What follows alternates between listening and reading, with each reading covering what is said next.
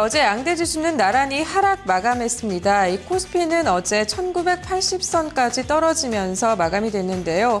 이 장 초반에는 2000선까지 오르는 모습이 보였었지만 약세로 전환을 했었습니다. 북한 리스크 등이 발동이 되면서 1986선에 하락 마감했고요. 코스닥 시장 역시 소폭 내렸습니다. 552선에 거래를 마쳤습니다. 그럼 먼저 유가증권 시장에서의 수급 특징부터 살펴보도록 하겠습니다. 어제 유가증권 시장에서는 기관의 매도 공세에 지수가 하락을 했습니다. 기관이 1,631억 원 매도했고요. 개인과 외국인은 매수하는 흐름이었습니다.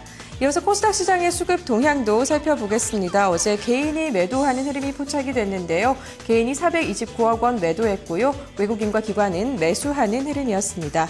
이어서 선물 시장의 흐름까지 살펴보겠습니다. 선물 6월물입니다. 어제 소폭 하락하면서 262선에 거래를 마감했는데요. 개인과 기관은 매수했고요. 외국인이 3,500계약 매도하는 흐름이었습니다.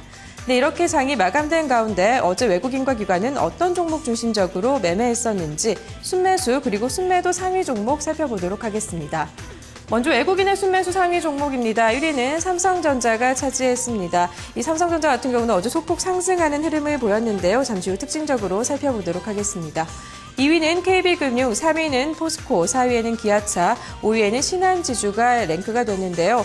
어제 금융주가 동반 약세를 보이는 모습이 포착이 됐습니다. STX그룹의 재무구조가 악화됐다라는 평가가 나오면서 이 충당금을 지불해야 한다라는 여파로 이 은행주가 급락하는 모습이 포착이 됐는데요.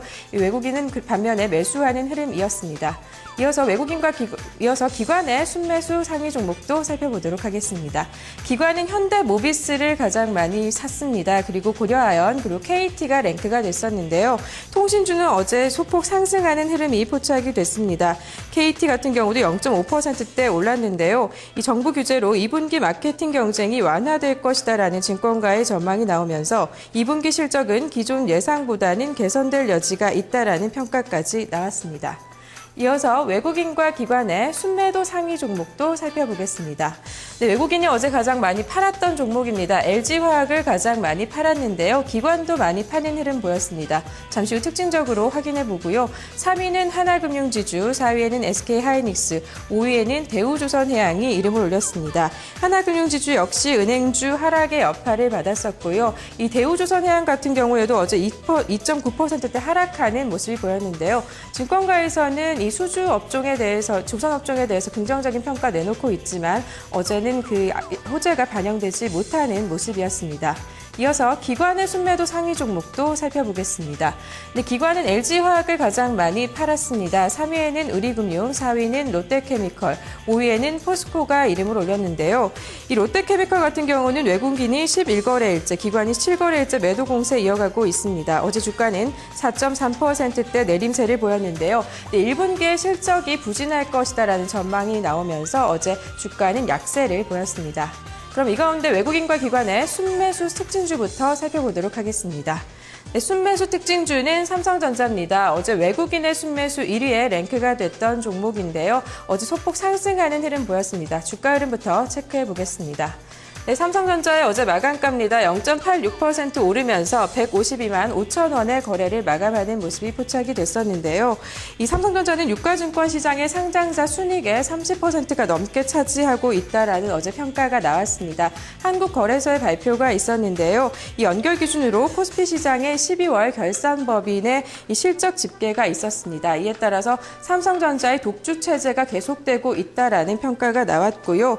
이 순이익 같은 경우도 20조 원을 넘어서면서 이 상장사 가운데 유일하게 20조 원이 넘는 순이익을 거뒀다라고 나왔습니다. 이에 따라서 이 증권가에서는 1분기 실적이 예상보다 높을 것이다라는 전망 계속 이어가고 있고요. 외국인이 이 IT 업종에 계속 관심을 가지는 것도 긍정적인 재료라고 평가를 하고 있습니다. 이어서 외국인과 기관의 순매도 특징주도 살펴보도록 하겠습니다. 네, 순매도 특징주는 LG화학입니다. 어제 외국인과 기관이 동반 매도하는 모습이 포착이 됐는데요. 외국인 순매도 2위, 기관 순매도 역시 2위에 이름을 올렸던 종목입니다. 그럼 주가 흐름부터 확인해 보도록 하겠습니다. 네, LG화학의 주가 흐름입니다. 어제 2.99% 내리면서 25만 9천 원에 마감하는 모습이었습니다. LG화학 같은 경우는 이 석유화학 부분이 최근 부진합니다. 1분기에는 계절적인 비수기 영향을 받아서 이 실적이 좀 악화될 것이다라는 전망이 나오고 있는 되는데요. 또 중국 경기가 완전히 회복이 되지 않은 것도 약재로 작용을 하고 있습니다. 하지만 증권가에서는 1분기 이후에는 수요 회복세가 전망이 된다고 기다려봐야 한다라는 입장 내놨습니다. 지금까지 어제 마감한 국내 시장의 수급 흐름 살펴봤습니다.